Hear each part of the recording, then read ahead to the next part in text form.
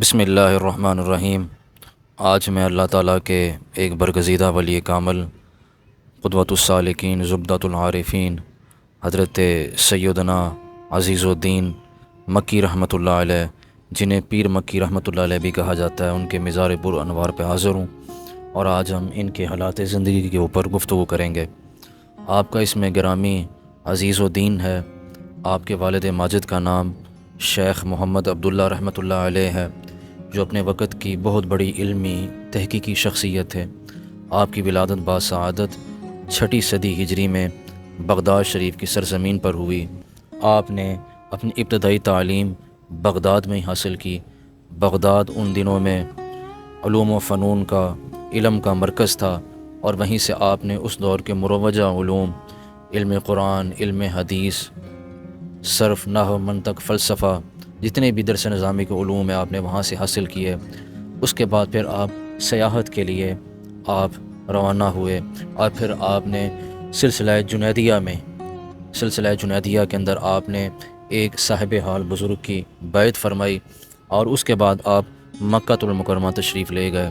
یہاں پہ آپ نے 12 سال مسلسل مکہ المکرمہ میں گزارے، اللہ تعالیٰ کے گھر کی خدمت کی، وہاں پہ عبادت میں مشغول رہتے، آنے والے حجاج کرام معتمرین کی خدمت کرتے، اور 12 سال کے بعد پھر ایک دن ندا آئی،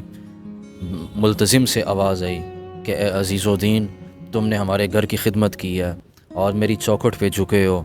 تو اب دنیا تمہارے در پہ جھکے گی، دنیا تمہاری چوکھٹ پہ جھکے گی۔ اور پھر تائید غیبی کی آواز آئی، آفت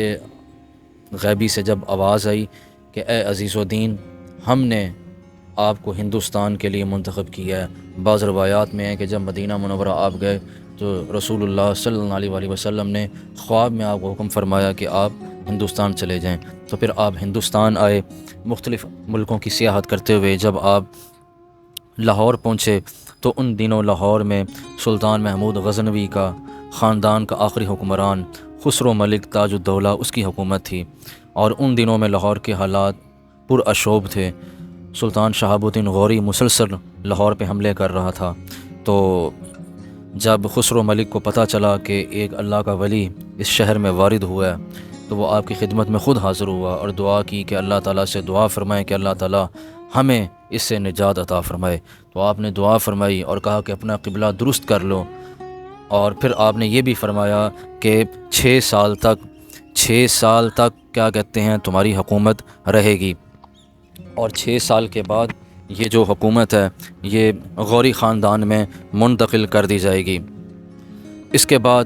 سن 580 میں سلطان شہاب الدین غوری نے دوبارہ لاہور پہ حملہ کیا، اور اس طرح خسرو ملک کو شکست ہوئی اور اس کی حکومت ختم ہو گئی، اور لاہور پہ سلطان شہاب الدین غوری کا قبضہ ہو گیا، اور اس نے سلطان قطب الدین ایبک، جو ابھی بادشاہ نہیں بنے تھے، ان کو لاہور کا گورنر مقرر کیا۔ سلطان شہاب الدین غوری بھی آپ کا معتقد تھا، اور قطب الدین ایبک بھی آپ کے مریدین میں اس کا شمار تھا۔ حضرت عزیز الدین رحمۃ اللہ علیہ نے یہیں پہ پھر دین متین کا کام کیا، اور تقریباً 37 سال آپ نے لاہور میں گزارے۔ داتا گنج بخش علی حجویری کے پڑوس میں آپ رہتے تھے، اور روایات میں ہے کہ داتا صاحب کے بعد آپ ہی وہ شخصیت ہیں جو لاہور میں وارد ہوئے۔ یہیں پہ آپ نے مسجد اور لنگر خانہ تعمیر کیا، اور اسی طرز پہ جس طرح داتا صاحب نے یہاں پہ مسجد اور لنگر خانے کی بنیاد رکھی اور لوگوں کو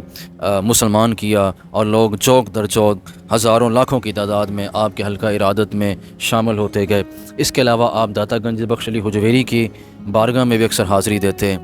اور تقریباً آپ اپنا زیادہ وقت داتا کے حرم میں گزارتے، اور بعض کتابوں میں لکھا ہے کہ آپ کو داتا گنج بخش علی حجویری رحمۃ اللہ علیہ سے براہ راست فیض بھی حاصل ہے۔ آپ کے مزار کی جو تعمیر ہے وہ پھر بعد میں سلطان شمس الدین التمش، انہوں نے آپ کے مزار کی تعمیر کی۔ سن 612 ہجری میں آپ کا انتقال ہوا، اور آپ کو آپ کے اسی حجرہ مخصوصہ میں دفن کیا گیا جہاں پہ آپ اللہ تعالیٰ کی عبادت میں مشغول رہتے تھے۔ اللہ تعالیٰ سے دعا ہے کہ اللہ تعالیٰ ہمیں ان اولیاء کرام کی سنگت اور رفاقت نصیب فرمائے، اور اللہ تعالیٰ ہمیں ان کا باادب خادم اور غلام بنائے۔ والسلام علیکم ورحمۃ اللہ وبرکاتہ۔